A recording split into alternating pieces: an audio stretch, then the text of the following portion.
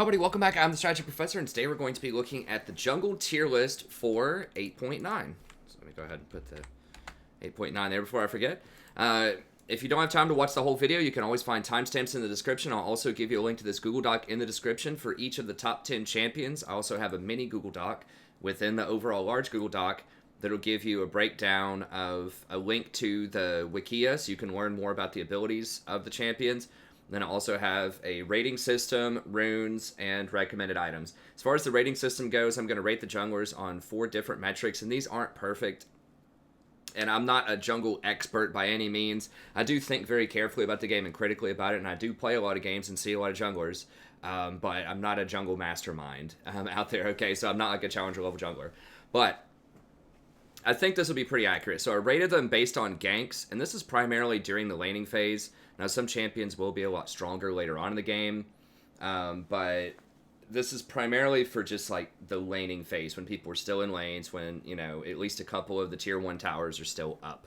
Now, there will be some champions, and you'll see where I have, like, a little parentheses on them. So, like, Eve, for example, if I go in here and pull up Eve, the first number is pre-6, and then the one in parentheses is post-6, because some of these junglers get way, way better at ganking post-6 or once they acquire certain abilities. So that'll be reflected by that number. Fighting is kind of the hardest one to quantify here. By this, I mean how well can they control the jungle atmosphere. So how well do they 1v1 the other jungler, for example? How well can they invade? How well can they defend their own jungle? Just how well can they fight outside of the lanes during the laning phase primarily, or like in small time skirmishes early on in the game. So how well are they at fighting relatively in the early to mid game, which is different from scaling, which talks about how strong is that champion overall as the game progresses, both in terms of skirmishing, but also in terms of team fighting, objective taking, and everything else. Just how much stronger do they get over time. So fighting has a little bit of overlap with scaling, but I'm primarily thinking of early game, sort of fighting over scuttle crabs, fighting over buffs, fighting over dragons. Just how well are you able to fight other junglers most of the time.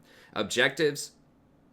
In this, I'm thinking about how well and how fast can they take dragons, barons, towers, their own buffs, how fast do they clear the jungle. All of that comes down to my objective rating there. And then finally, reliability is another rating that I have, which is how often is this champion going to be played in an optimal way by someone with sort of a reasonable amount of games played. Right, so not a one trick, not someone who has like 2,000 games on the champion, just someone who's maybe played, 10 or 20 games and they're, just going into ranked playing this champion. How likely are they to be able to do their thing? So some of this comes down to mechanics, in terms of if the champion has some, difficult, auto attack reset things or animation resets or difficult skill shots to hit, things like that are mechanically challenging. But this can also come down to how easy is the champion to shut down. So if they don't get ahead early, are they just really bad late? Do they have to snowball? Are there certain prominent picks that really shut them down hard? So for example, Janna's super popular right now, and she's very good at shutting down some types of assassins out there. So just thinking about how reliable is this champion, how often are they going to be useful for a team, and how often are they going to be able to be played in an optimal way. So all of that kind of goes into reliability there. So not only on the part of the player being able to play the champion correctly, but on the part of the overall meta and, how often they're going to be able to do their thing, essentially. All right, how often are they going to be able to meet their win conditions? And as far as the overall methodology for how I select these champions, I do a combination of looking at overall stats and just thinking about the ideal setup for this champion. How well positioned are they in the meta overall? Sort of what are their win rates? But sometimes win rates can be deceiving as well, because you'll have a small population of people. So if you look over here, you always have to be careful with statistics. And I'm going to be using Lolalytics to look at some of the stats, League Wikia to look at some of the abilities of these champions, and then sometimes we might also look at pro builds to see what pro players and high-level challenger players are doing with the champion. So we'll be looking at those 3 sites primarily throughout the video. But if we're looking at statistics here, sometimes you can get some really goofy numbers on champions that have low play rates. So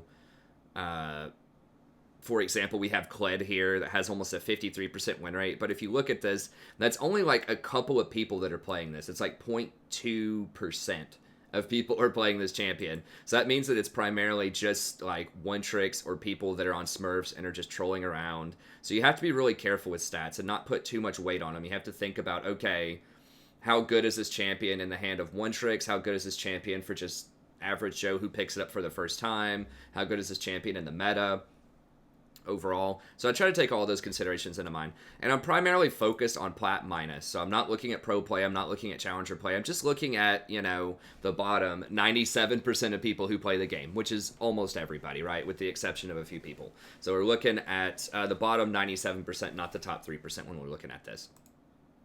Okay, let's go ahead and get in here. So as far, and I have patch notes linked here as well if you want to keep up to date on things that changed. Not a lot changed for the jungle per se on this patch.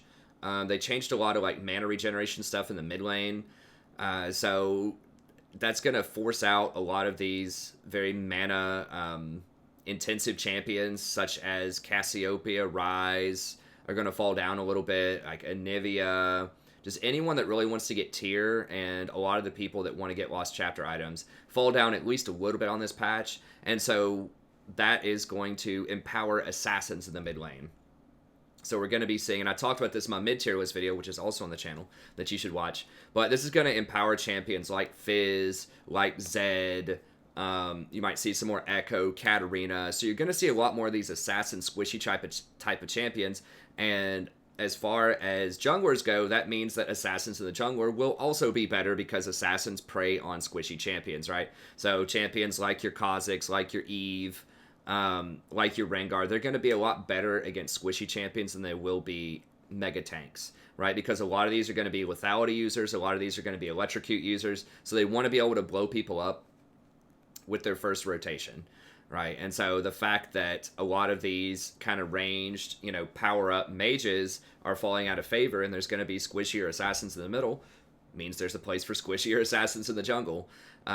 Also, over the past few patches, we've seen Locket nerfs, we've seen Ninja Tabi nerfs, and we've seen just a litany of nerfs to the jungle, either through their runing or through their itemization. So we've seen a fall of champions like Sejuani, like Skarner, and to a lesser extent like Zac, kind of fall out of the meta.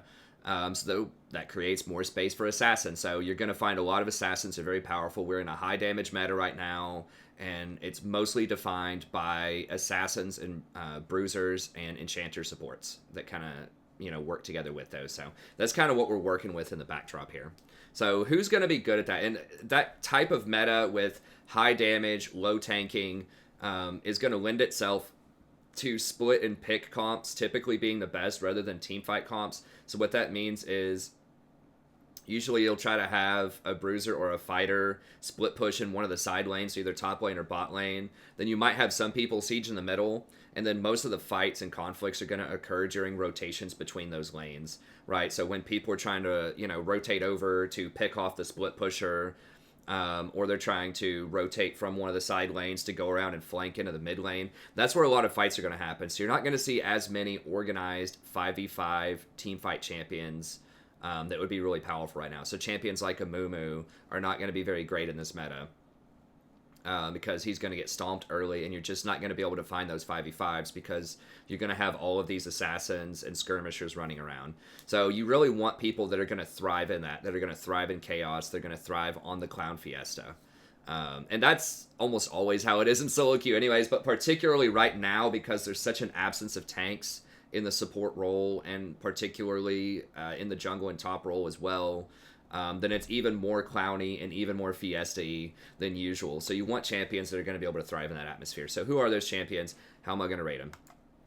All right, well, first up, we have King of the Fiesta, Warwick. They did just recently nerf Warwick on this patch. I believe it was this patch, or they may have put it into the last patch, but I'm pretty sure they lowered his Q a little bit. Let's just pull it up here and we'll see. I'm pretty sure they sort of slapped him on the wrist with a Q nerf, but he has excessive power right now, so that's fine if they did. I can't remember if it was PvE for next patch or this patch. It was this patch. So his base damage went down a little bit. the amount of damage that he does targets maximum health did go down a little bit at later levels. I mean, that's definitely something that you'll feel on his Q, but he still has an excessive amount of power, and he's very, very good at the Clown Fiesta. He's pretty much good at almost everything. You might wonder why you don't see him in Challenger play, and the reason is it's not a Fiesta. You will still see in professional play, you will still see team fights, you will still see Siege comps. Siege and Split will probably be the thing in professional play, so you'll see a lot of Caitlyn's. In early game pressure champions, you might see,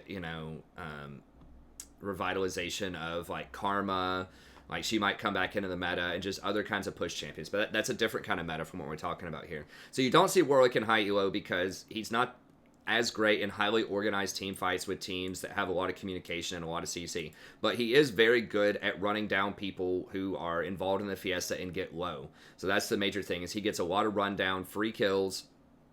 He has a very safe jungle clear. He stays topped off most of the time. He clears it relatively quickly, especially once he gets that Tiamat. He does a lot of damage later on in sort of 1v1 duels if anyone's dumb enough to try to duel him later. He's very difficult for most champions to deal with. And he's very good at catching people out, so he's very good at picking people off with his ultimate, which has a pretty low cooldown. And he can tower dive easily, and he can just be a huge disruptor on the backline with his Primal Howl. So, just extremely good. Lots of good sustain, pretty good scaling in terms of his overall damage. Great wave clear, great objective control. He can take dragons really early by himself if they don't have good vision control. He's just pretty much good at almost everything. Now, he can't duel some of the very top-end people here, so like he probably can't duel a Master Yi really late in the game. Someone like Udyr might be able to out-duel him later in the game, but he's just sort of your jack of all trades, very good at almost everything. So his ganks pre-6 aren't that amazing. I'll go ahead and give him a 4 post-6. So pre-6, his ganks aren't amazing, but they're okay. He can still walk up and howl and latch onto people. There are lots of little mechanics, too, that make him really good. So, like, for example, if someone's trying to hit him with some kind of CC and he latches onto him with his Q, then he dodges that because he becomes unstoppable as he bites him. And he can also, if people flash after he already bites onto him with Q, then he follows them through the flash. So it's just very, very difficult to get this guy off of you. He has tremendous sticking power. And if you're good with him, tremendous sort of damage mitigation and CC mitigation through his Primal Howl and through his Q being able to get around crowd control and negate a lot of damage.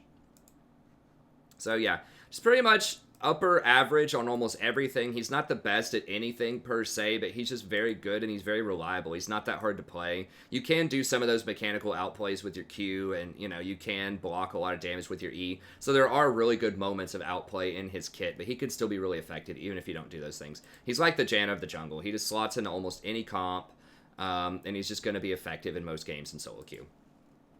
Now, the runes that he takes, he goes Press the Attack, Triumph, Alacrity, Coup de Grace, Celerity, and Water Walking. So this gives him extra ability to roam around after he's done his clear. It helps him taking dragons, scuttles, things like that in the river early on. Then he goes Press the Attack because I'm pretty sure that his ultimate will trigger this automatically when you hit somebody with it. And it gives you a little bit more team utility because your entire team will do that extra 12% damage, up to 12% damage, off of Press the Attack. So it makes him a little bit more relevant in team fights. So, like, you could do Conquer or something on him if you want, but usually the fights are kind of over before Conquer triggers. And I don't know. I feel like it's just kind of greedy. It's really easy for him to get that Press the Attack on somebody very quickly. So PTA is what you get on most people. With Warwick. So the items you're going to get are Titanic Hydra. You don't complete this, I don't believe, super early on, but you do get a Tiamat to help you out with your clear faster. And then just tanky stuff, just your Spirit Visage and your Dead Man's Plate. Dead Man's instead of Randuin's most of the time because it does help you run people down with your passive by giving you that extra movement speed. And Spirit Visage is extremely good on him because he has a lot of healing in his kit. And you'll notice that with a lot of champions on this list is they do synergize really well with Spirit Visage because they have healing mechanics built into their kit. And Spirit Visage, don't forget, works very well with Soraka, who is increasingly becoming popular as well because of kind of the new Max E build and Rush Shirelias that's been running around in high elos lately.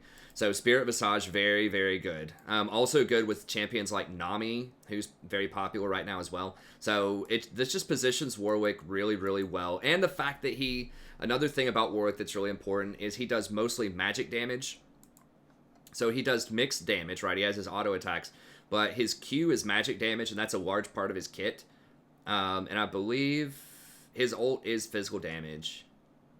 So a lot of his kit, I guess, is physical. Like it's mitigation and physical off of this, but he does do pretty respectable magic damage with his Q. And that's really important because you're seeing a lot of AD top lanes and sometimes even AD mid lanes. When we're going to see more Talon, we're going to see more Zed in the mid lane, and then top lane, we're seeing things like Irelia, Fiora, Camille, Darius, tons and tons of AD everywhere. So being able to have an AP threat champion in the jungle helps balance your team out a lot so that people don't just stack all armor. So it's really helpful that he has that. Also, the fact that he's tanky. As I mentioned before, you're not seeing a lot of tanks. You're certainly not seeing them in the middle right now. You're not really seeing tanks top because they get torn up by Conqueror champions.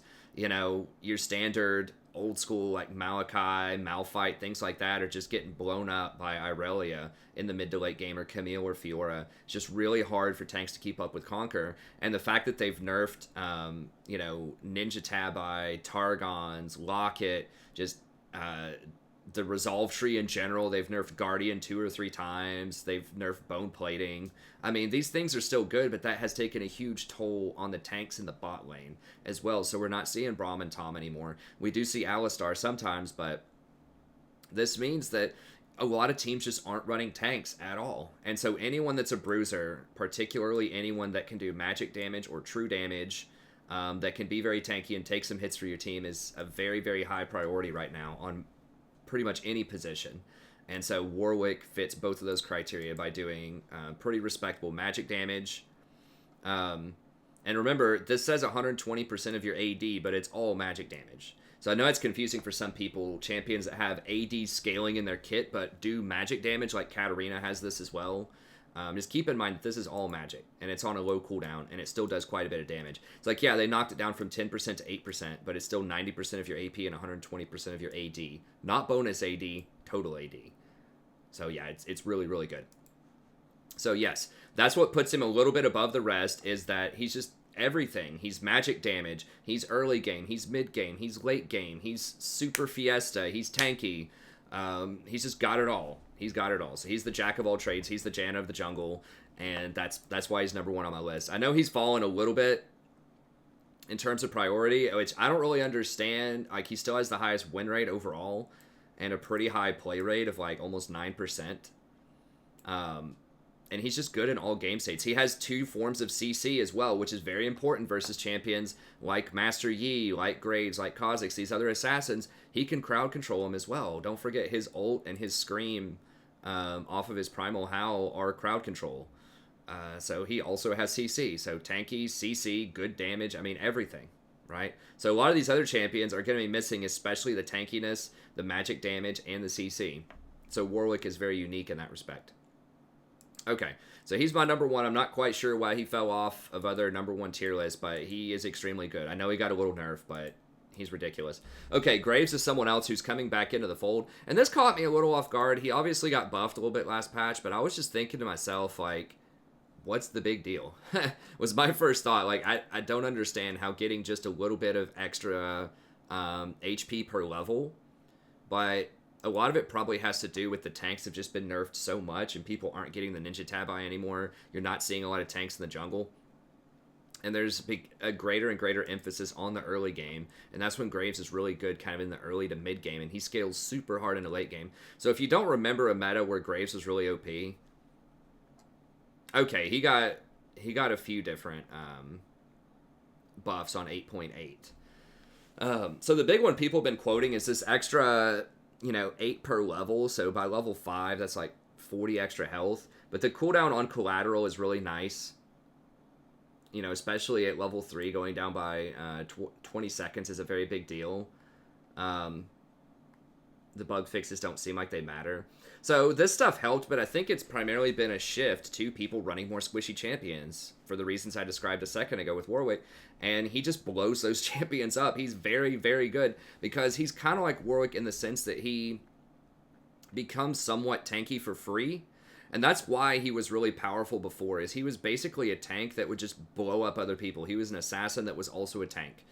pretty much. And he was a dominant player. He was the #1 jungler for a long time. I think it was in Season 7, before they nerfed him a lot. But he's still really good for those reasons. And a couple of things about this is his itemization is very good as well, because Black Cleaver does give him that extra tankiness. It gives him cooldown on everything. And each shot of his shotgun, each pellet, it fires 4 pellets, I believe. Each pellet triggers a Black Cleaver stack. So one auto attack is not just 1 cleaver stack. It's up to 4 cleaver stacks if he hits them with all of it. So he stacks the cleaver insanely fast, and this is good for the rest of your team as well. This is another reason probably why he's becoming important that I just realized, is that you're seeing AD everywhere, right? Your team's going to have at least 3 ADs on it most of the time. You know, you might get an AP if you're lucky, right? But with the amount of ADs top, AD jungle, and AD mid, being able to, shred by 24% somebody's armor is a very big deal, because that helps out your allies too, not just you, but everybody else. So this is just a perfect item on Graves, and lethality is becoming a lot better too, because we're seeing all of those squishies, right? Lethality, not so hot when you're going against like Sejuani, Skarner, Zac, all of these champions, right? Maokai, Poppy, all of these tanks, it's not going to be that hot, but it's very, very good against squishy champions. So all of these lethality users are kind of coming back into play, and he's a very good user of not only lethality, but of Black Cleaver as well. So I think that makes him really good. He gets a lot of bonus armor, so awesome in a meta that's defined by people, spamming a bunch of AD champions. So he gets bonus armor every time he auto-attacks somebody. So that's really good. So he does have a weakness to AP champions, and they made that deliberate, because he used to get bonus armor and magic resist, but there aren't as many AP champions, right?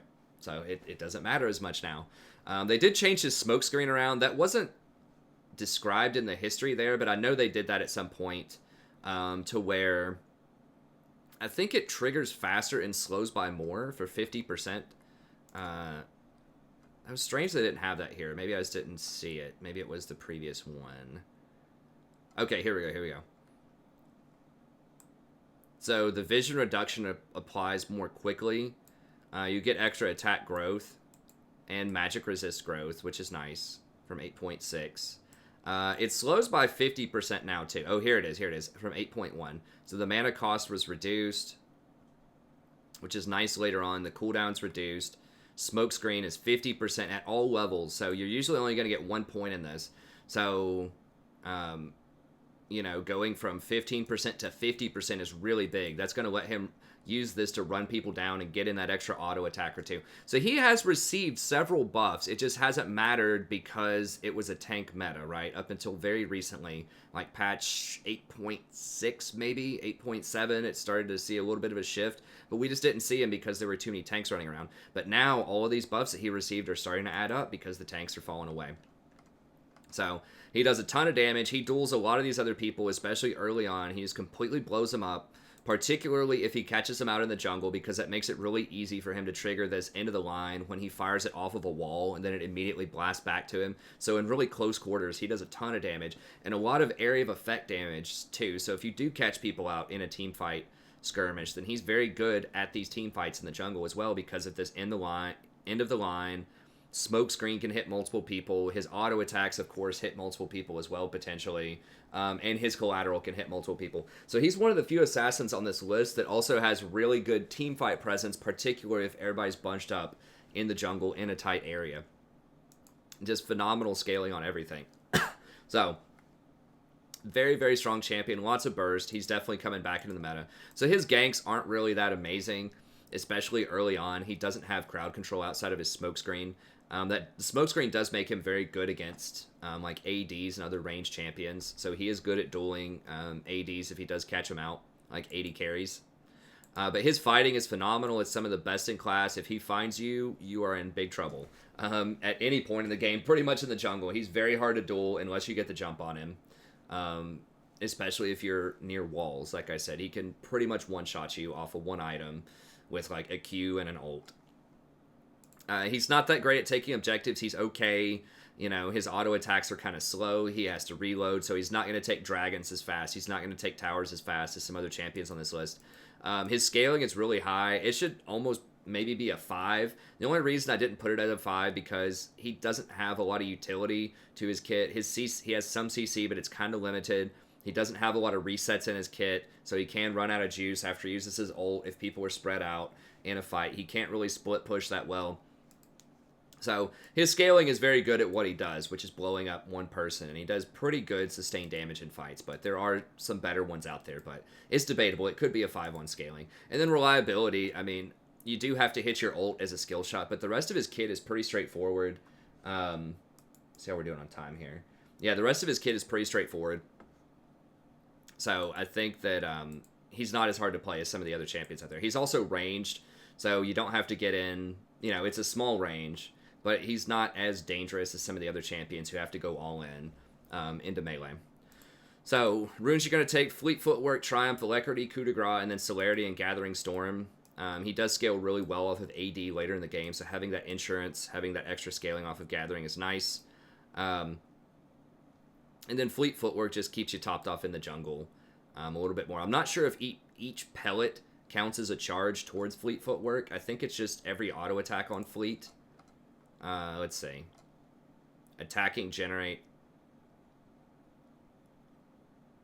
Okay.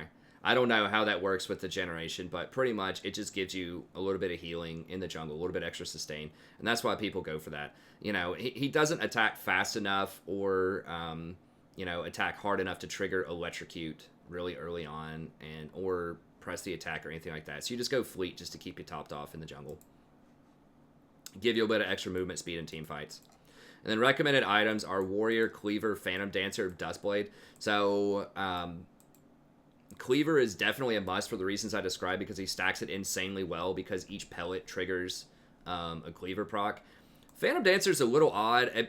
This is just because he's so good at dueling people anyways that reducing the damage to him by 12% is usually pretty huge, especially when combined with his true grit. It makes it very difficult to kill him. And that does give him move speed and critical strike.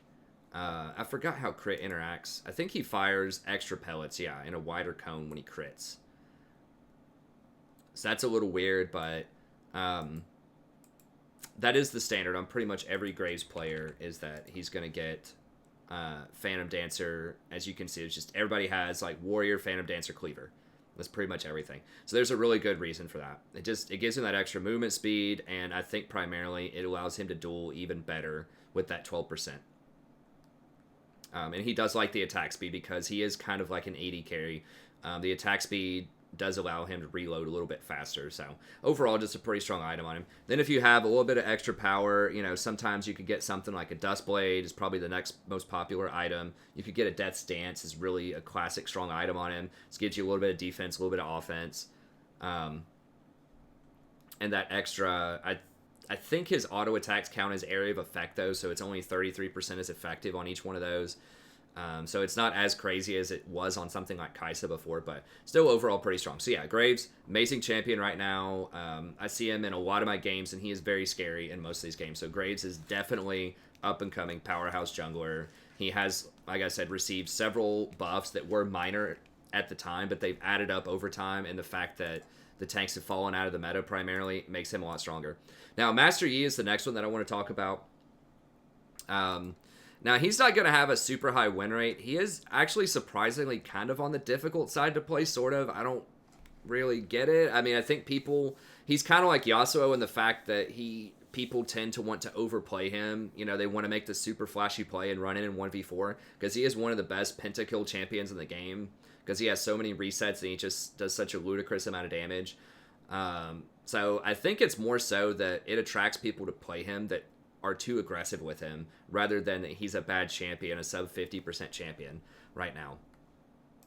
So I think if you practice him, you can be really good. There are some opportunities for outplay and skill expression in his kit for sure. It seems like he's kind of just a mindless auto attack champion, but you can alpha strike to dodge different targetable abilities. You can W to block a lot of damage, so you can use his W to block damage off of like a Zed ult or a Fizz ult.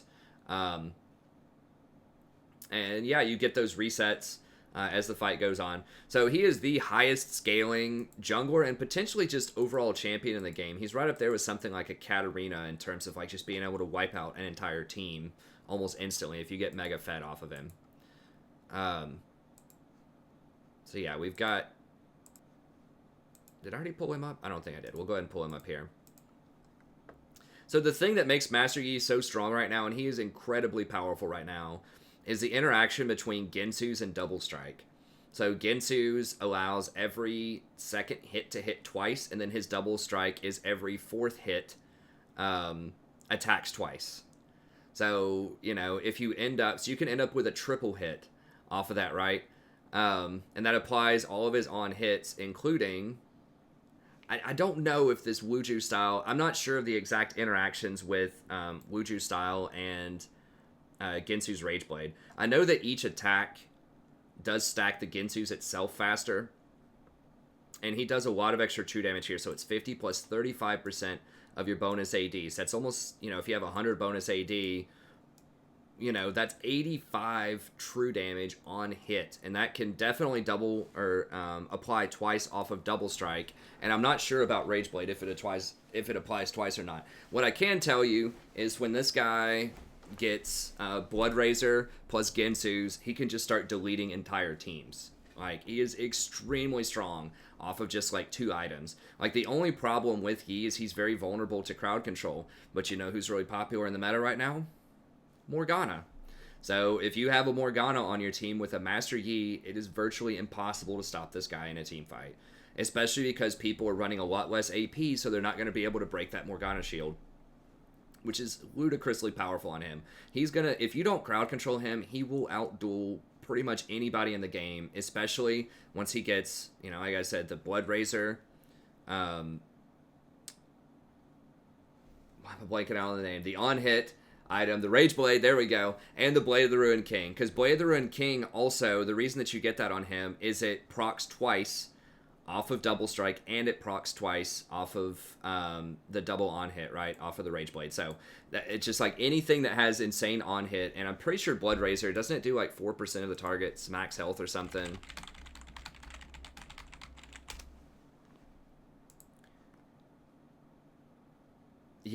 Yeah, so that's just crazy, and that applies on hit, so that can double proc off of both his passive and off of Rage Blade. So he just has all of these insane interactions. Once you get Rage Blade with his passive, with Wuju style, with Blood Razor, with Blade of the Ruined King, he just melts everything. He can 1v1 anybody. He can team fight, blow up entire teams. He can split push and take towers really quickly. He can take Barons super quickly. He's just ludicrously powerful once he gets to that stage in the game. So the thing that kind of keeps him in check is he's really weak early on. He can definitely get bullied out and beaten up by almost anybody in the jungle. Udyr, Graves, Warwick, Kha'Zix, Rengar. Anybody can invade and just bust him up. So that's why you don't see him at challenger level play, is because people just sit on him. They just go in his jungle and just sit on top of him. Pretty much. And they do not allow him to get to that level. So that's why he has like a 47% win rate and like nobody plays him. Only 19 games played in the last couple of weeks. At least Pro Builds doesn't count every single challenger game, I don't think. But he's just non-existent in high level play because he's shut down by crowd control, potentially, and he has an extremely bad early game.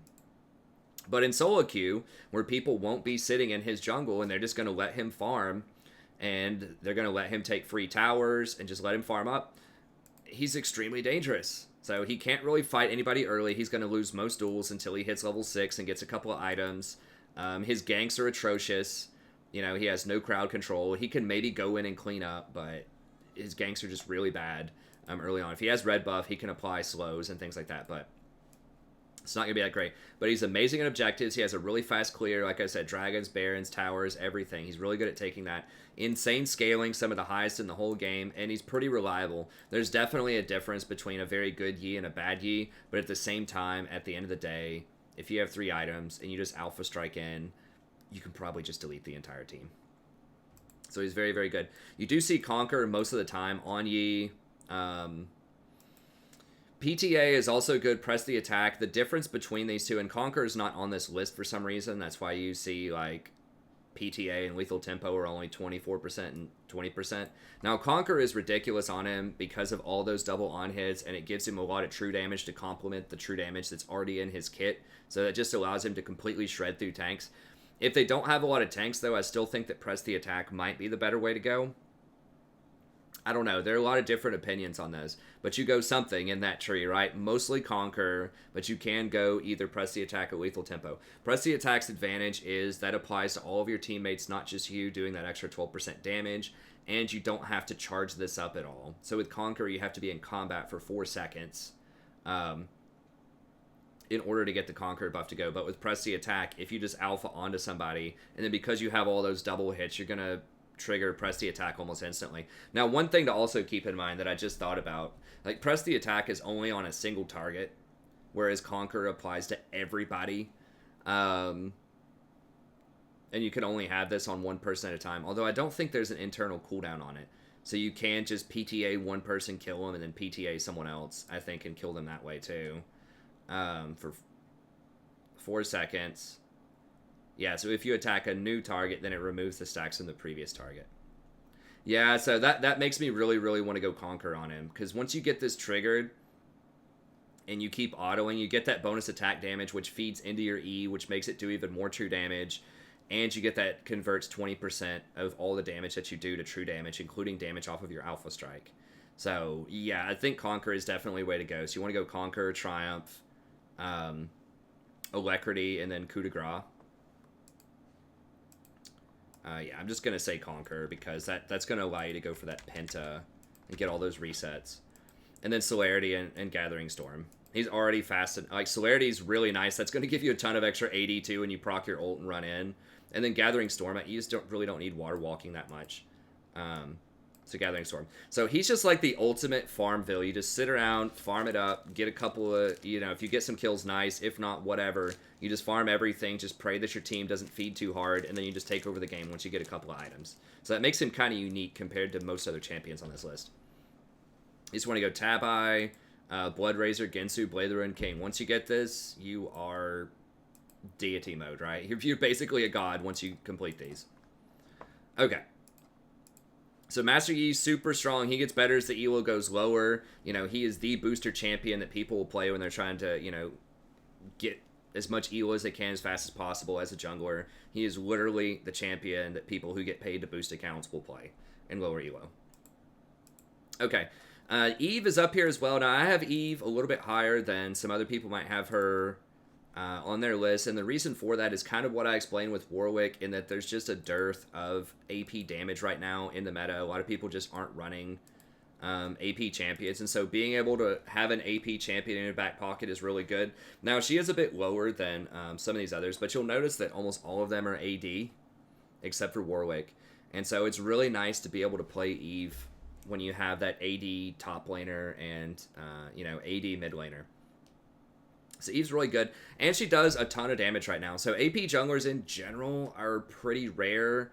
As I said before, you don't see a lot of them outside of Warwick, who's not a ton of AP, but he does some off his Q. Eve is a ton of AP, so she really creates serious matchup problems. If you have, a Darius top, a Zed middle, and an Eve jungle, it's going to feel really bad when you have to buy magic resist just to deal with that Eve. Right, and if you don't buy any magic resist, then she's going to one-shot you. So she creates some tremendous itemization and matchup problems for a lot of champions out there who can't afford to get too many defensive items right now.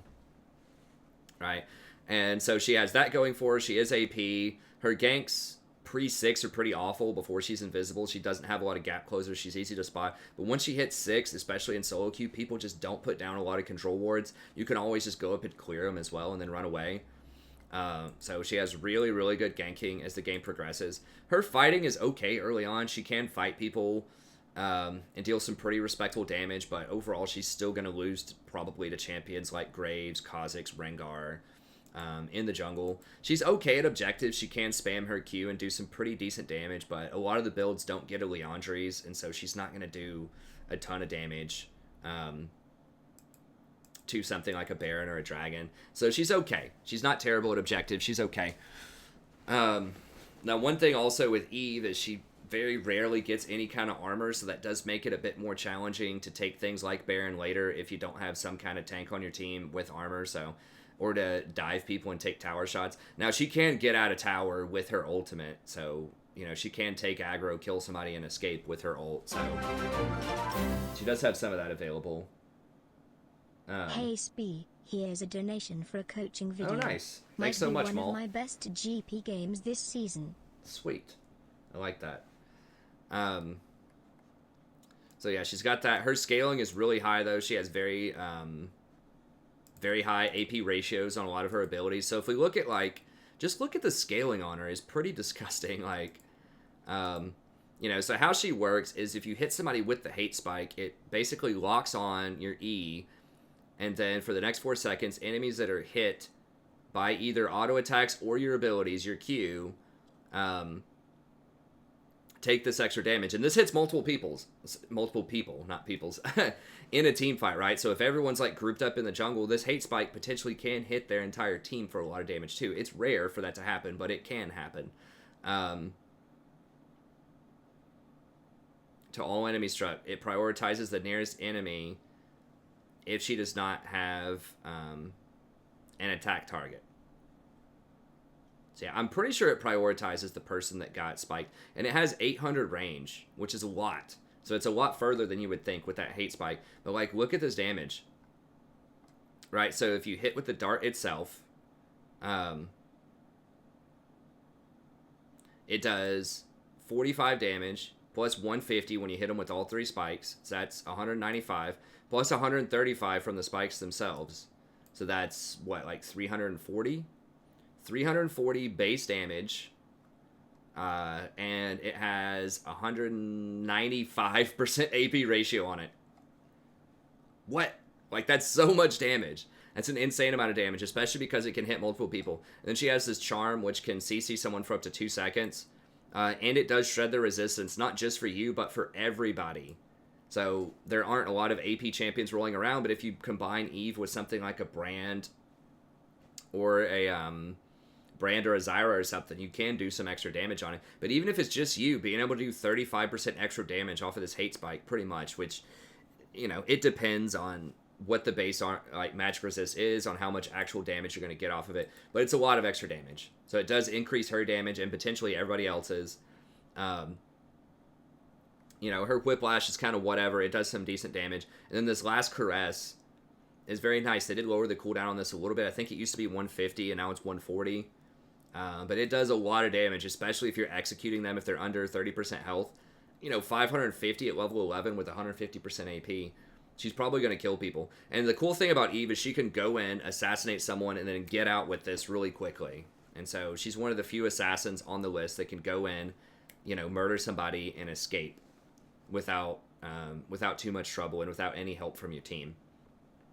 So, very, very scary. Anything that's invisible for long periods of time can pick people off, do a ton of damage. So, I think Eve's really great for those reasons. So, she's going to run the Electrocute, Sudden Impact, Eyeball Collection, Relentless Hunter Suite. And then she doesn't have a lot of mana problems, so just Ulti, Hat, and Celerity is fine. And then just Sork Boots, Runic Echoes, and then Proto Belt and Lich Bane. Just maximum burst damage.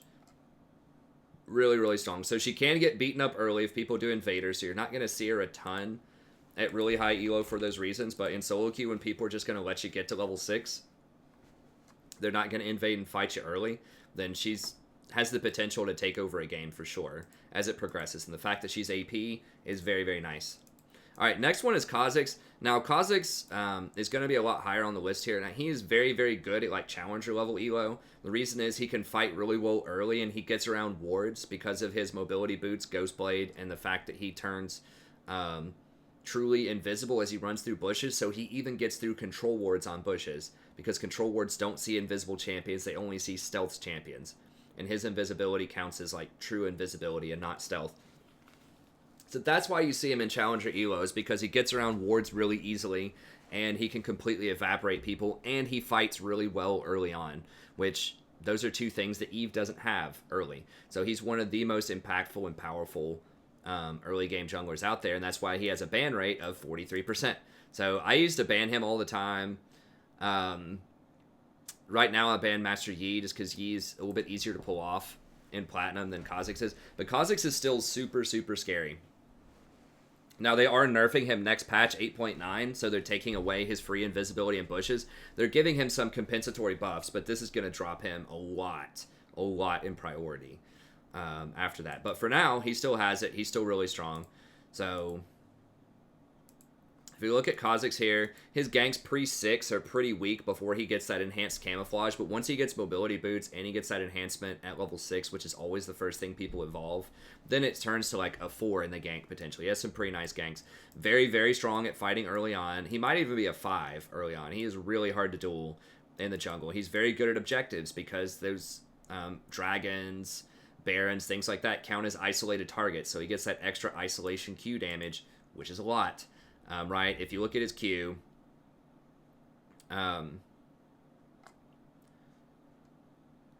if a champion gets isolated, and this doesn't have a cooldown on it, I don't believe, causes his next basic attack against them, unseen threat. Wait, is the isolation here? Where is his ISO? Oh, here's his ISO. Okay, so he doesn't evolve this until level 11, I don't believe. So I guess, like, early on, his objective control is not amazing. I guess after the nerf to Void Assault, then he's probably going to get this first later on. But it still does pretty good damage, even if it's not isolated. But after it is isolated, it's a ton of extra damage and lowers the cooldown on it. So he just shreds through those Barons and Dragons in the mid-game, you know, once he gets to level 11. His numbers are still pretty nutty, right? So yeah, the physical damage. Oh, it is increased. Okay, sorry. I missed that. So it is isolated. It is increased by 100% early on. It just gets additional cooldown reduction off of the isolation. Okay, gotcha. So it does get better, but it still has this ISO damage. So if you look at this, like taking dragons or something early, you know, it's 200 base damage with 260% bonus AD. Just absolutely mows through those people and mows through champions. So if you try to fight him in his jungle and you are isolated, or if he invades your jungle and you're isolated, you're not clearing a camp you just finished, and he jumps on you, it's just going to be a problem. And then, of course, like, really late into the game, I assume he probably evolves his Void Assault, and then his Taste of Fear, and then his Leap. He might get the Leap before Taste of Fear. I'm not 100% about that. But once he gets this, then he can get resets in fights and jump around and clean up different people. This was an old school build on him, but I think that he's kind of gone away from getting this as much, but just a ton of isolation damage, great at dueling, great objective control, really high scaling. He can delete the backline very easily, and he's somewhat reliable, right? Like, there's not his skill shots, but he's very dangerous, and if you don't make the right decisions about when to go in and when not to go in, then he's a problem. So, you know, I think for most people in solo queue, it's a bit harder or it's a bit easier to carry with these 4 champions in Kha'Zix right now. But if you're a very good Kha'Zix or you are a Diamond Plus, then being able to play around his ability to get around vision is very, very handy. So you just want to go to the standard, Electrocute down to Relentless Hunter, and then Ulti, Hat, and Celerity if you want to play him. And then just the Lethality suite of Mobility, Warrior, Dustblade, Ghostblade. So still a strong champion. I just think that particularly with the rise of Graves right now, it's made it a bit harder in his jungle, but he still is really good. Okay, Rengar is the champion. Now we're getting into the tier 2 here. Rengar is a champion that I placed pretty high up there. He has received several buffs. They've been trying to make Rengar a thing for a little while now. And I think he finally is becoming a thing because there's more squishy champions, more valid targets, right? So this is really nice for him. He does not like tank metas at all. So the fact that there are more squishies running around is excellent for Rengar. He's also a champion that really likes to snowball early because he gets these extra trophies, which give him a ton of extra bonus AD, right? So if you get 3 of those, you get an extra 9% bonus AD, which is really nice. And lethality is obviously a much more useful stat in general when there are less tanks running around. So I think that they've given him some buffs in recent memories. So yeah, he had a lot of bugs apparently in his kit. So they fixed a bug where he would cancel move orders if he was in the middle of savage attack. Fixed a bug where he would stop attacking and stand still after using this. I mean, these are pretty, like, game-breaking bugs for him, right? Like, his stuff just doesn't work anymore. So they fixed this in the last patch or so. They gave him a little bit of extra AD. So it's just been a lot of, like, behind-the-hood stuff that you would really only appreciate as a Rengar main, so I can't fully comment on how much these changes have made a difference. But it looks good, right? So on your Unseen Predator, which is your ult, Oh, no, that's your passive. The lockout after using stuff goes to 0.1 instead of 0.25, so that allows you to chain together stuff faster. Okay, just another game-breaking thing that could happen to him as a bug. And then they increased the savagery here, so empowered AD ratio went up a lot. Fixed a bunch of bugs again with everything, you know, fixed a bug where he would get 3 fast attacks. Okay, so that was actually a beneficial bug for him. Okay, that was a beneficial bug. And then Bola Strike got a bunch of buffs. So, I mean, look at all that text. Like, they have just changed him so much in the last 2 or 3 patches. But I think overall, it's like, most of it's really good. Like, they fixed a lot of game-breaking bugs. They increased his AD ratio on Thrill of the Hunt. They increased his ratio on Bola Strike. Almost all of his abilities got some kind of buff to him. He gets to keep his ferocity up longer, which is good for extended fights. Different lockout timers were buffed. His savagery was buffed. You know, here to have a bit more damage. AD ratio has changed. So it's like the last 3 patches, he's had like 50 lines of text, pretty much, that have changed him. And just overall, his kit is really, really good when he gets to completely delete squishies. And I've seen this guy, like, in fights, you know, he just walks up, jumps on somebody, instant deletion. Pretty much, sometimes off of just 1 item. So it's very difficult to counterplay that, especially at lower elos where people aren't going to be buying control wards to spot him, you know, on his approach, and they're not going to have the reflex time to, like, stop him when he's jumping in. So someone like a Janna or a Lulu, in theory, could stop him when he tries to jump in if they're fast enough. But if they're not fast enough, he's just going to delete the person before they can do anything. And his abilities do a lot of damage, right? So, you know, his next 2 basic attacks get this extra bonus attack speed. And you get a lot of extra damage, and it resets his auto. And I believe, now I'm not a Rengar expert, he's somebody that you really want to probably one-trick if you're going to play him. But I believe that casting the Q does not put his empowered Q on cooldown. So if you go in, I think, with 4 charges to your whatever, your ferocity. Let's see, camouflage, true sights, who can leap. Deals 50% bonus AD damage. Reduce their armor for 4 seconds. So I think you can triple hit them. So you go in with the 4 ferocity. You jump on them with this. You deal the 50% damage. You get this armor reduction. You get extra attack speed. So you go in, you land your auto, and then I think you can, because this resets his basic attack timer, you go in, you auto, Q, auto, Q, auto. And so you can hit him like 4 times, I think. Or at least 3 times. You hit him a lot. You one-shot him when you go in. If you manage your stuff properly and you hit him with the overpowered savagery, the normal savagery, and then the overpowered immediately right after it, I'm pretty sure you just delete people. So, I said, I don't know the mechanics exactly down. You can watch some, you know, Rengar videos on YouTube if you want to see it. But he is extremely good right now. Like, not good enough to put him tier 1, because I think he still has more fail scenarios than some of these other champions. But overall, he's still going to be really strong. So his ganks pre-6 aren't amazing. Post-6, they're phenomenal. Really, really good. He's pretty good at fighting. I think that, like, Kha'Zix and Grades will outduel him early on. But if he gets the jump on him, he might be able to kill him early on. He's okay at objectives. You know, he does get the extra attack speed off of his Q. He can shred through him fairly quickly, but he doesn't have, like, the isolation damage of Kha'Zix. He doesn't take him as fast as something like, you know, like a Nunu or probably even a Warwick. But he is pretty good. He has very high scaling. It could even be up to 5 in scaling. Once again, very good isolation damage, but, you know, his damage against multiple targets kind of falls off because he can't gap close after he uses his jump as easily.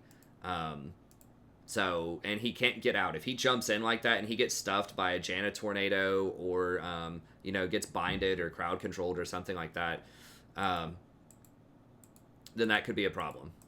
But yeah, I think that overall he's still going to be strong. And his reliability, like, you do have to have those combos down. You need a lot of practice, and you need to have those quick reflexes to be able to pull off those combos with him. So it seems like he'd just be an easy face roll champion.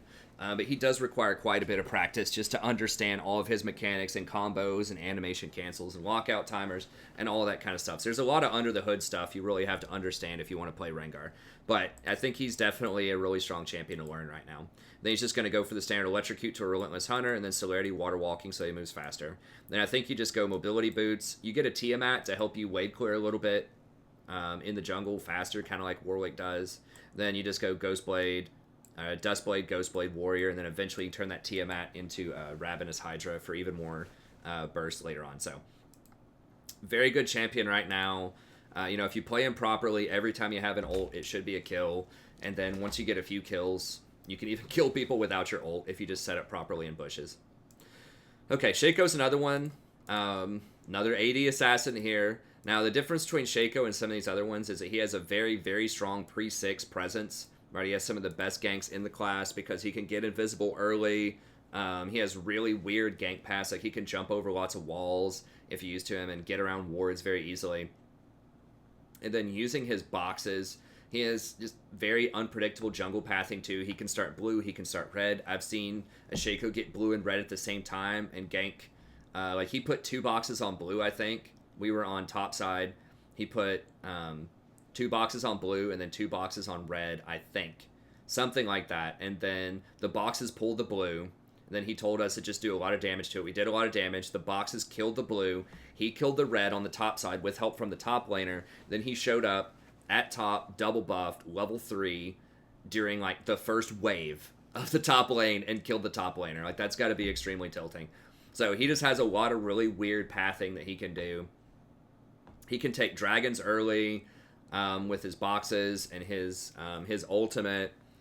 He can dive towers really easily if he gets aggro with his clone first. He can dodge skill shots with his ult. Like, there are just so many little tricky things you can do as Shaco, and he does a ton of damage early on. Now, they did nerf his the AD ratio on his Q, but remember, Shaco was really good before they even gave him this AD ratio on his Q.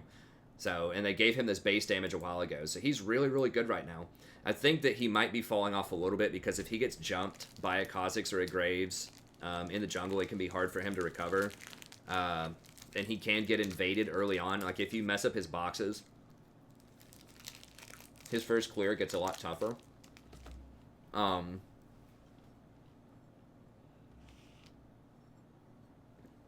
So he does have his moments of weakness early on. And he is a champion that you want to one-trick, kind of like Rengar. You want to know all the ins and outs, all the animation timings, cancels, weird jungle pathings he can do. But he's very good. You're not going to see him in pro play or high-level elo a lot because he can get shut down if the enemy jungler just sits on him. Once again, like a Kha'Zix or a Graves, if they just go sit in his jungle, it's like a pro-level jungler.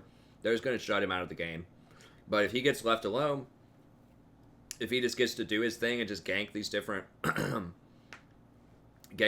lanes, if the other jungler's not reading the situation correctly and is not counter ganking him, he can be very, very powerful. So I think he's good. His sort of claim to fame is he has a lot more early game pressure on the ganks than a lot of these other junglers do on the list. So you got to take advantage of that, get ahead early, and try to snowball off of that. All right, Nocturne is the next one that I want to talk about here. Now, Nocturne has been seeing a little bit more top-end play. He's gotten several buffs. They've been trying to make him a thing, over the last little bit. So he did receive a couple of buffs. I don't think it was directly on this last patch. No, it was a couple of patches ago, but he gets extra bonus attack damage, which is nice.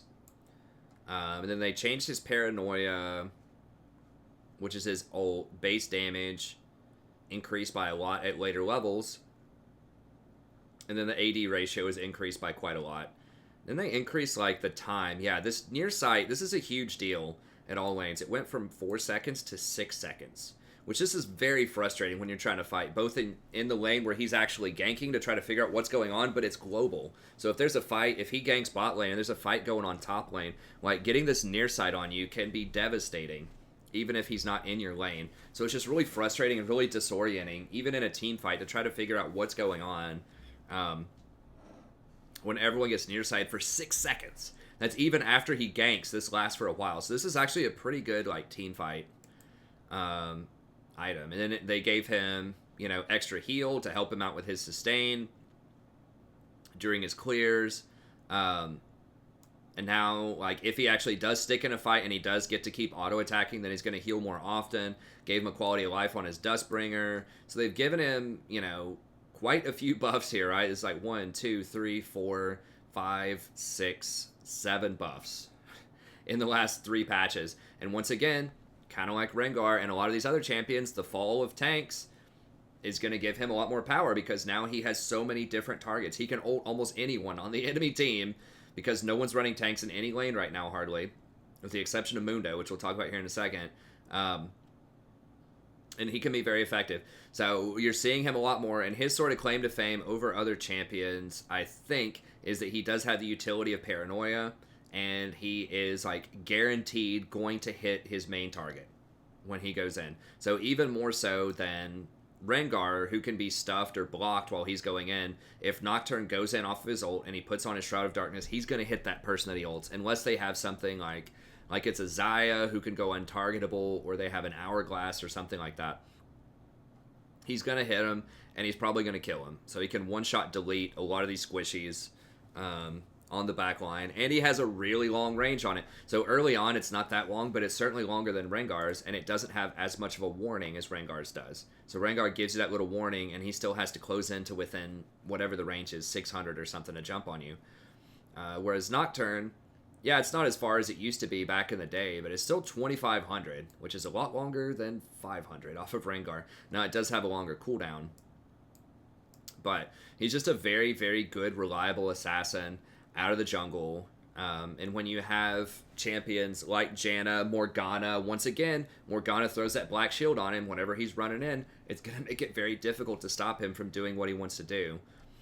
So he definitely can delete that back line. A lot of times, unfortunately, that's a one-way ticket when he goes in. But if you have the enchanters to help you out with that, then, you know, you might be able to survive out of it. And if you pick people off, if it's not a team fight, if people are running around doing the Fiesta, you know, trying to do the split and pick comps, like I've talked about before, if you just find the support out trying to clear ward, or you catch out their jungler who's trying to get their red buff, or the AD carry who's trying to get the red buff, because you have good vision control, then you can definitely pick people off. So, you know, I think that his claim to fame, you know, is just the range and the utility of his ultimate. But he's very similar to a lot of the other champions, where you get a couple of items, you're going to one-shot people, and that's just really what a lot of this meta is all about. So his ganks are kind of weak pre-6, but once he gets to 6, he's got top ganks in the class. Pretty good at fighting. Once again, he's not going to outduel probably your Udyrs, your Kha'Zixes, your Graves in the jungle early on, and that's why don't see him a ton probably at high level play, but he fights a little bit better than some of the other champions. So he can put up a decent fight. His objective control is okay. He's an auto attacker. You know, he can still do decent damage to dragons and barons, but it's not going to be as good as some of the other choices. Pretty high scaling on his abilities. He's almost certainly going to one-shot people later on, and he's very reliable, so he's much easier to play than some of these other assassins because he just doesn't have very many mechanics to his kit, right? He doesn't have auto attack resets or animation cancels or lockout periods or all of this other crap that some of these other champions do, right? Just press R, okay, you're in range, all right, they're dead. You know, so very, very easy mechanically compared to some of the other ones. So he's very reliable in what he wants to do. Now, yeah, he can't, you know, if you do have a Janna that's fed and is fast, you know, with her rotation, she can tornado him as he comes in to knock off the Shroud and then ult to blow him back. So he can be shut down, you know, by some good enchanter play, but overall, he's very reliable. He's going to do what he wants to do. So you just go Electrocute, Relentless Hunter, Ulti Hat Celerity, then just Tab Eye Warrior, Dustblade, just the standard lethality suite. Okay, Udyr, and we're almost done here. We'll probably have this clocked in an hour and 15. I'm going to try to bring him down every patch. Maybe next patch I can, you know, get it under an hour. That's what I would like to ultimately do, is get about 45 minutes. But since it's the first time that I've done these in a long time, then I just want to spend a little bit of time, you know, talking about these champions, their abilities, and their place in the meta overall. And then I can shorthand it, you know, next time and say, okay, we talked about this last time. We can go through this a bit faster. Okay, so Udyr is someone who has a high win rate. Once again, someone you're not going to see in really high elo, but he is very good at the Clown Fiesta, and he's good at fighting and punishing a lot of these other assassins and bruiser type of champions. So he has a pretty high win rate, almost 53%, which is pretty good. And he's kind of versatile, right? Like, he takes objectives really well. He can take dragons early. He can take towers. He can take barons really quickly. And he's pretty good at dueling. So if you come up and try to fight him in his jungle, you know, with his Q scaling, it does a lot of damage. You know, Udyr's problem has always been he doesn't have a very good gap closer, and he doesn't have the best sort of defensive capability, so he doesn't have really good engage. He doesn't have, like, super good assassination because he just has to run at people, pretty much. So he kind of has the same sort of problem that, you know, something like a Nasus potentially can have in top lane. But if you sit there and you want to brawl with him, it does a lot of damage. That's 180% on his every third hit on his Q.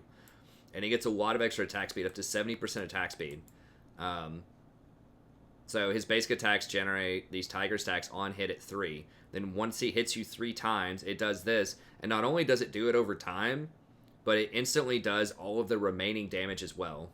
So yeah, it's like it does this over 2 seconds, but if he triggers it twice on you, if he gets those 6 hits on you, which if you sit there and fight him, that's going to happen, then this can just spike you like a volleyball spike into the sand. So you will get murdered if you try to duel this guy early on a lot of times. So he gets extra, every time he switches stance, then he gets extra movement speed and he gets extra attack speed. So he can get 30% attack speed here, and then he can get up to 70% here. So that's pretty ridiculous. And he has this turtle stance, which does heal him for a little bit and gives him a nice little shield. Then, of course, he has the stun off of his bear stance. So, you know, if he stuns you and then goes to work with his tiger stance, now, the first one doesn't deal damage like it used to. It does require 3, but it's pretty good. You're not going to see the Phoenix stance this day and age that much, I don't think. Most people are going to max Tiger for that dueling power, and then Bear stance. So, very, very good duelist early on in the game. His ganks are okay, you know, because he's so fast. He does run at people, but that's a lot more than some of these other jungle champions, right? Like, a lot of these champions are just going to run at people early, right? You think about Graves, Eve, you know, Kha'Zix. A lot of these champions do not have phenomenal ganking early on, except for Shaco, pre-6. So he's just kind of like on par for the course because a lot of the really good engage, you know, tank champions just aren't being played right now. But yeah, he can run in there and just bust up, certainly bust up Master Yi, Eve, Kha'Zix. He can definitely flex on them in their own jungle. I'm not sure about the Warwick Graves or Kha'Zix. I think he can probably beat them up really early, pre-6. I'm pretty sure he probably can. His whole thing is he doesn't have an ultimate, right? And so he just gets more points in Tiger and Bear stance, which is nice. But at the same time, you know, he's just not going to have that level 6 power spike that someone like a Rengar is going to get, or a Kha'Zix or a Master Yi. And so he really has to take advantage early. Now, he does have the option also of split pushing, so you have to be careful about that so they don't, like, take a Baron out from under you.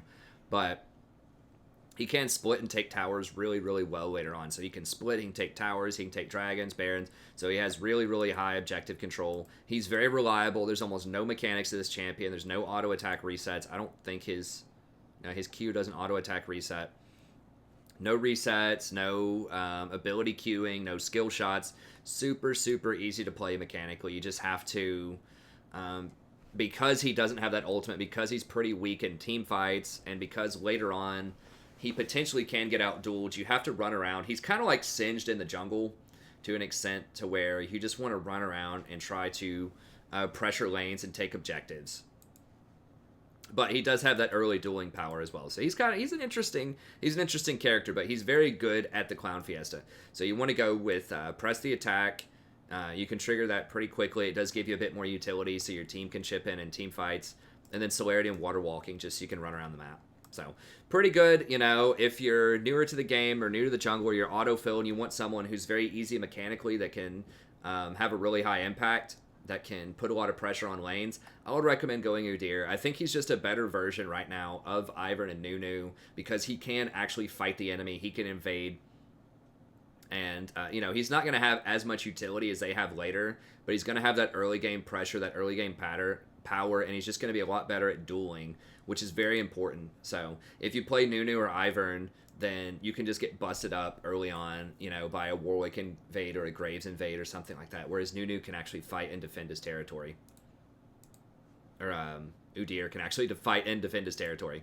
Okay, and then the final one that I want to mention here is Dr. Mundo. Now, Dr. Mundo is kind of the new hotness, and I wasn't really sure who to put in this last slot. I think you could definitely make an argument. I had Zach here originally.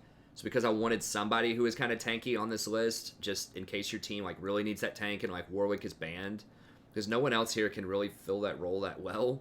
But we'll talk about Zach here in a second. I think he's the best of the remaining tanks that have engage. But Mundo is a tank. Mundo's powerful. And I have him on here because he's another champion that's very easy to play. So I wanted something on here if you're auto-filled or you're trying to learn jungle as a secondary. I think Mundo is very consistent, simple to play, and has very, very powerful scaling right now. And he's actually being played a little bit at higher elo. People are experimenting with him. He's got a 53% win rate. Not a lot of games played. But especially some of the Koreans are, you know, testing him out. They're playing around with him. He's definitely pretty hot. You see a lot of these games are in the last, like, 24 hours or so. People are definitely curious about this champion. Now, he's being played in top some, too. I think, ultimately, jungle is probably a better place because he's not going to have to square off against Conqueror champions. But, yeah, and he's a champion who can go something like Knight's Vow, which is still really good utility against Assassins later on in the game. And a lot of the supports just aren't going to take this item anymore because there aren't a lot of tank supports floating around. So it is nice to have someone on your team who can run this. And Mundo has really high base damages. So he is someone who can stack all tank items and still be very effective. Now, of course, the most obvious recent buff to him that I'm sure everybody knows about at this point, and there have been a lot of YouTube videos about this as well, is he gets 100% of his maximum health at level 16. So you do want him to level up as fast as possible. It just so happens he also has one of the fastest clears in the game, in the jungle, at least historically. So he's very good at taking big camps and small camps because of his Q and his W. So he does quite a lot of damage early on. Now his ganks are very weak, so he's going to kind of be like a Master Yi in the sense that he's just going to sit there and farm off probably early on. He's not going to have a lot of lane pressure. I don't think he takes dragons particularly quickly compared to some of the others. He's not going to have the same kind of raw, you know, damage dealing carry power as something like a Yi, but he can have that tankiness that your team might lack. If your team already has just a ton of damage, then he can just run in there with his ult and just run to the back line, and he's basically, it's almost like he's invulnerable for 12 seconds. You know, once he gets to level 16, this 100%, especially with Spirit Visage, you can just run in there and just run around in circles on the back line and just draw a whole bunch of aggro fire. So, it's very, very good. But if you look at his numbers, I mean, they're pretty high, right? Like, this does 25% of the target's current health on a 4 cooldown with the cleavers. So that's pretty decent. Burning Agony is not amazing damage, but it's okay. It's 100 damage per second, pretty much, once you get this maxed out. So he can split push pretty well if he has to, which is pretty nice. And obviously this clears camps like raptors and golems and things like that really quickly as well, wolves. This masochism, though, is something that they changed a little while ago, which has made it a lot more appealing. So it does give him a lot of magic resist, up to 30% magic resist, which is pretty good. 30% magic resist. In addition, if he has Spirit Visage, you know, that's even more magic resistance. Now, I don't know if that stacks additively or multiplicatively. Increases his magic resist by 30%. Not 100% if that stacks additively or multiplicatively. You don't see that stat that much. Usually it just gives you a flat amount of magic resist, like MR. So if you have 100 magic resist, does this give you 30? Or does this just flat out give you 30% magic resist? That would stack additively. I don't know. You'd have to go on the Reddit forums to figure that out. But he does gain a lot of extra attack damage, right? So he, you know, can gain up to 220 damage on his attacks. Now, is he going to get that much? Probably not. But, you know, he could reasonably get like 100 to 150. And his next attack does some pretty decent of his maximum health damage. So if he has like 4,000 health, you know, do an extra 200 damage. So it's okay. It does have an auto attack reset. So he can run in there, just stick on the back line, just run at the 80 carry, and just pop your masochism and just spam Qs on him and try to auto attack him. So he's pretty easy to play, and he just disrupts the back line so much. Like, it's almost pointless to hit him because he has invulnerability pretty much for 12 seconds on a really low cooldown later on, right? 70-second cooldown, 12 seconds. He just heals for an insane amount. Even if you have, like, grievous wounds, it's still so much healing. And a lot of people don't get grievous wounds. I've been in Platinum games against Mundos that are, like, level 16, and they still won't have grievous. So it's very awkward sometimes to try to deal with this guy. And Soraka's becoming very popular right now, just like I talked about earlier with Warwick. Soraka's becoming popular right now. Nami's very popular right now. And whenever you get Spirit Visage, it heals up. It increases the healing from a Soraka by 30% as well. So it's not just you, it's all sources of healing. Heal you by 30%. So he's very well positioned. You aren't seeing a lot of tanks. He can, you know, once he gets to like level 11 or so, he can definitely duel and beat up, you know, a Kha'Zix or a Graves or any of these other lethality users because he's going to have too much health. They're not going to be able to blow him up, and he's going to do way more sustained damage than they do over time.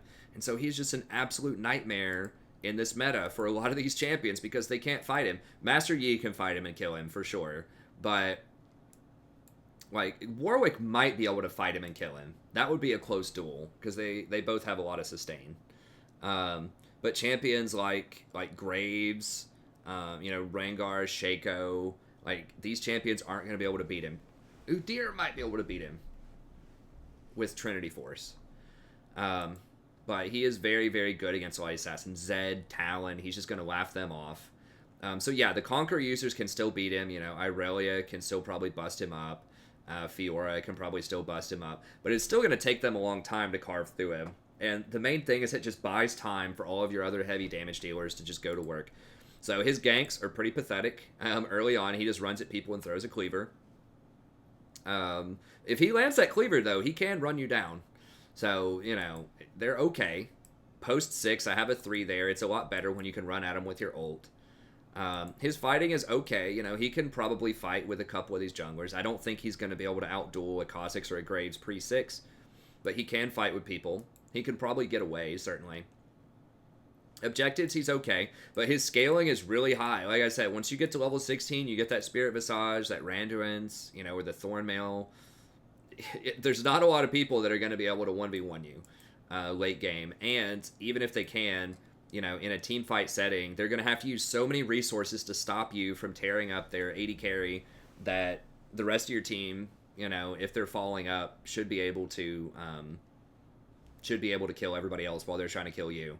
And then his reliability is a 5. He's really simple to play for the most part. Yeah, you do have to land the cleavers, but like Udyr, you know, he does have skill shots of cleaver where Udyr has no skill shots, but he's just very easy to play compared to a lot of the other junglers. So I think that is definitely one of his strong points. Okay, we're pretty much out of time here. I'll just hit the highlights, the honorable mentions just very quickly. His itemization, forgot to mention that. His runes are a little weird. You go Fleet down to Last Stand because you're going to be under 50% a lot before you activate your ult. So I guess people go Last Stand. You can go Coup de Grace, but I guess Last Stand is what a lot of people are doing. And then Conditioning and Overgrowth. I usually don't like Overgrowth, but the fact that he farms so quickly and benefits so much from just having a lot of health, I guess makes Overgrowth worth it later on in the game. And then Conditioning is fine because you're playing for late game anyways.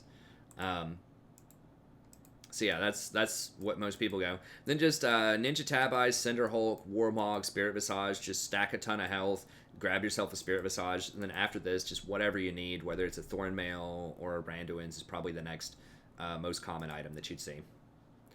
You know, I thought about why don't people do Titanic Hydra on him if you have so much health anyways. I think his base damages are just already so high, you just want to go max tank. You don't even need any sort of offensive items. He's already going to do just a ridiculous amount of damage. So I think that's the thought process there. Okay, Xin Zhao gets some attention.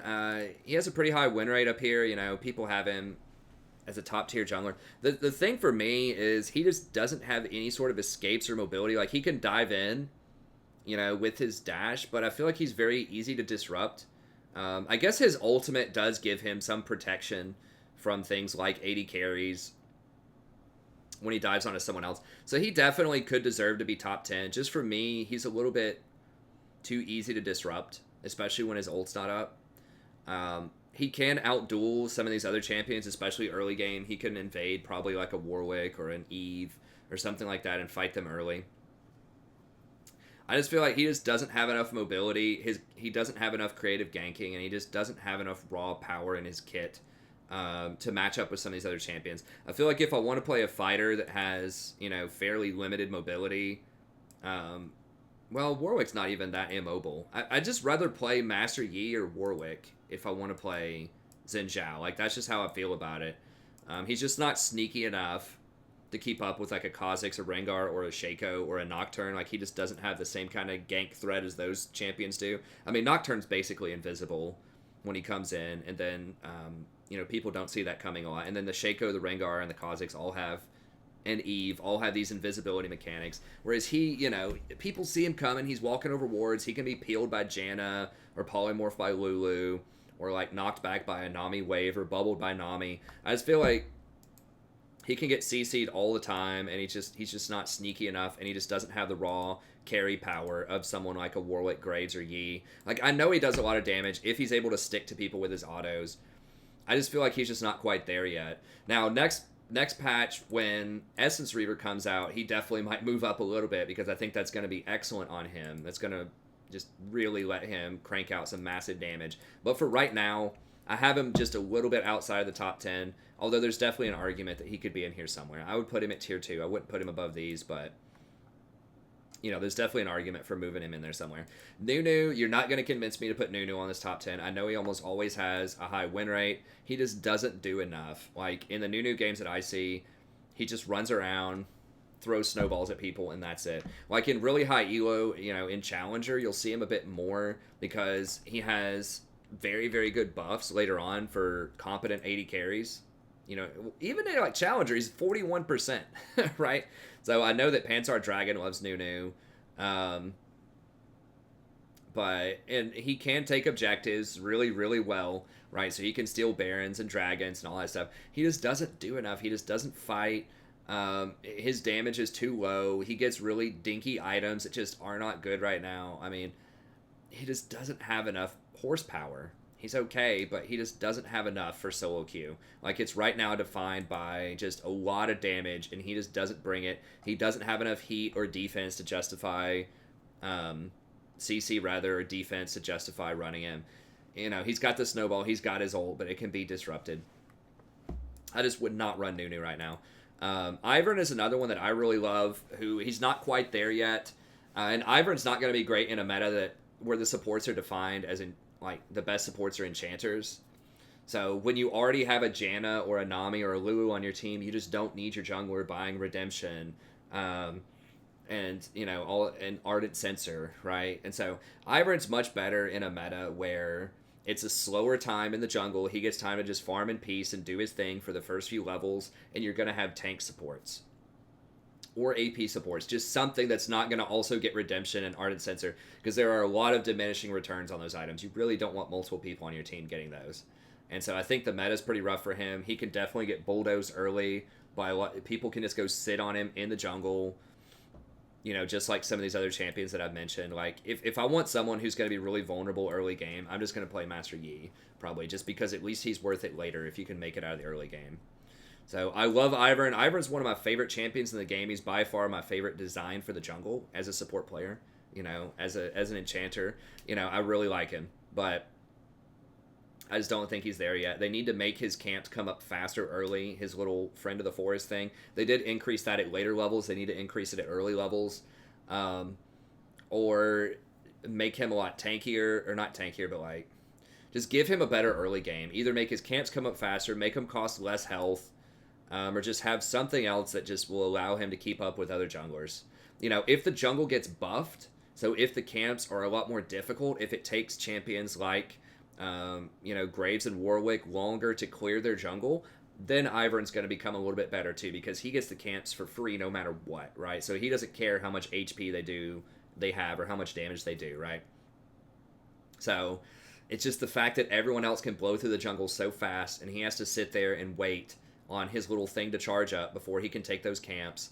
And his ganks are really weak early on. Everybody knows that. You know, as long as you protect your buff from Ivern stealing your buff at level 1, you're just going to run him over early game. And his scaling is just not strong enough a lot of the time to make up for that, especially when you have Enchantress supports. So Ivern's lovely. I like him. Just not in this meta. Zac is the other person that I mentioned that I almost put up here. Zac's going to be a lot better at higher level than someone like a Mundo or an Udyr. But at lower levels, if people don't follow up on your engage, that's a problem. And he can get bulldozed early on. His early game is really rough.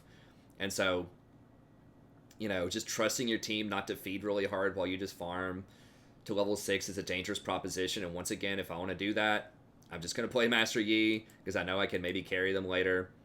So he's all right. He's good. He's one of the best remaining hard engaged tanks in the game. And he has a lot of disruption. He's really good at team fights, but as I mentioned earlier, there's not a lot of teamfight comps right now. It's a lot of people running around, split pushing, trying to pick people off in the jungle. It's just a Clown Fiesta meta, and he wants much more organized teamfights going on. So if you have a teamfight team, he can be really good.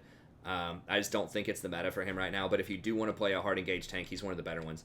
Elise is another one who could very easily be in the top 10. She might be at like Challenger level Elo. Yeah, she's got a really high win rate right now, 58%. So she's definitely catching on at Challenger Plus. The reason for this is there's a lot of squishy champions. She's good against squishy champions, and she's AP damage, which is a very hot commodity right now if you want to run AD middle and AD top, as I keep saying over and over again. So she's really hot, but she's harder to play at a maximum, at like a very high level at lower elos. She can be disrupted. You definitely have to hit your web. She's very good at diving, so you have to have organized dives. Then you can use your repel to drop tower aggro. So she's really good when you're on voice comms, when you're with really smart people, because she can dive pre-6 really early. She's very aggressive. She's kind of like Udyr, where she doesn't have a true ultimate. She just kind of buffs up her existing abilities. But that makes her really, really strong early. So you have to push. You have to get ahead early. But if you do that, then she can definitely take over a game. It's kind of a one-way street with her. When you go in, you're not getting back out a lot of times, so that does make her a little dangerous. And she's fairly short range, you know, by the standards of some of these assassins like Nocturne, like Rengar, like Eve, who are a lot sneakier and can just thrive in the Fiesta a lot better when people don't play around their vision limitations. So that's why she's a bit lower, because I feel like some of these other sneaky assassins are just going to be better for solo queue, like the Eve, Kha'Zix, Rengar, Shaco, Nocturne, that type of stuff. But at Diamond Plus, or if you just really play her very well early game, if you're a booster, you can definitely make her work. Now, I don't even have Lee Sin mentioned here because I think Elise is just a better Lee Sin, right? She's magic damage. She has a similar kit. She can dive earlier. She's a very early game aggressive champ. She does dragons and barons really well because of her little spiderlings can take hits. So I think Elise is just better than Lee in virtually every way. And Lee is just way too hard to play. He's one of the hardest champions in the game to play. He falls off mega hard late game. At least Elise has the cocoon. She has a 2-second crowd control that she can do, which is really nice with something like a Morgana or a Jhin or someone else who can chain together crowd control. So she's pretty good at sieges later on for that reason. So, you know, Elise is definitely one that I think could be in the top 10. She is at diamond level play. So, you know, there's an argument for her, but not an argument for Lee Sin. Never Lee Sin, never Nunu. But I'll mention him there. And then Jax is kind of fallen by the wayside. He's just a little slow. He's better against tanks, but he takes a few items to get going. He really needs to get Trinity and a couple other items. His jungle clear is a bit slow. It's a bit suspect. But he is a very good split pusher, very good conquer user. So I think the nerf to some of these tank items has hurt him. He's a little bit slow. You know, the game has sped up over time, but he is still a very formidable and scary late game presence. I just feel like there are other options that are a little bit better right now, but he's still pretty strong. Still pretty strong. I think a lot of his strength was the tank meta, though, because he was a good tank buster. But he's getting played a lot. I mean, it's 400 games. That's a lot, you know, in the last little bit. And people are sort of vacillating between press the attack and conquer. But he's still going to be pretty solid. You know, if you need someone who's tanky that also, you know, can hyper carry, he's good. He also does mixed damage, which is nice. A lot of his damage is actually magic damage. A lot of people don't realize that. But, you know, his ultimate and his W actually do magic damage. So that's pretty nice. So Jax is another one. If you're really good on Jax, if you want to hyper carry, he can definitely work. He doesn't have a lot of ways to sneak around, though. He's okay at the Fiesta. Really good at split pushing, so... You know, you definitely make an argument for Jax, too, somewhere up there. Jarvan has fallen out of the wayside. We really need to clean this up. This is going to be an hour 30. I really wanted to get to, like, the hour and 15. Jarvan's sort of fallen out of the meta, and I don't really get it. I think he's just bad with the current runes. Like, you kind of have to take Electrocute on him. But you're just not seeing a lot of J4. You would think he would be really good right now because there's a real lack of hard engage. But, yeah, he's fallen out. I mean, he did get nerfed a little bit. Over time. I didn't think it was that bad. This guy was the scourge of last season. He was so good, and I was just complaining about him constantly because he was very overpowered. He was in like every pro game, pick ban for like 15 patches. He was just disgusting, but he finally got enough nerfs, I suppose, and the meta in terms of the itemization of runes have shifted against him. So he's okay. He's just outclassed by other champs, but you can still make him work if you really want to. He's really like a team fighter, too. And team fight meta is not really happening right now. Now, Trundle's another one who was really popular for a hot minute there. He was primarily picked against Sejuani and Skarner, I think. So he was sort of the solution that people came up with to deal with some of those super tanks who don't have super great gap closers that can really be heavily influenced by Pillar. So he's still hanging in there. He's still relevant. You know, you can go Tiamat, tank stuff, and be relevant in the jungle, but he's going to get outdueled and beaten up, I think, by some of these other fighters, Graves, Warwick, Kha'Zix. He's probably all right against Warwick. But yeah, the Kha'Zix, the Graves, the Rengars, all of those kind of champs are going to be able to dumpster him, especially early on in the game. So he just doesn't do quite enough. Once again, you know, I think that he is better in sort of... He's a good split pusher, but a lot of his utility is in team fights with the Pillar and being able to ult somebody and get your whole team to focus them down. So if you can get the press the attack on somebody and then ult them, then that puts a lot of extra damage on one of those key super tanks that's impossible to beat. So you might see him rise up as a response to Mundo so people can actually kill Mundo. So you might see him as a counterpick to Mundo jungle or maybe Udyr jungle. So there are certain spots for him. If you're playing against Zac, he can be really good if you can knock Zac out of the air with your Pillar. Very difficult to do mechanically. But, you know, he still has a place. It's just the press the attack debuff in conjunction with his ultimate really adds a lot of extra damage to a single target that is difficult to kill, so usually tanks. So he's a good anti-tank jungler, just there's not a lot of tanks in the jungle right now, outside of perhaps Mundo or Udyr that you'll see every now and then. So anyways, that's going to be it. Hopefully this gives you some insight into what's going on in the tank meta, what I think is going to be strong on this patch. It's definitely going to get shaken up a little bit next patch, probably not a ton, but a little bit. So I'll be sure to have that updated for you on 8.10. But until then, thank you very much. Have a good day, and I'll see you next time.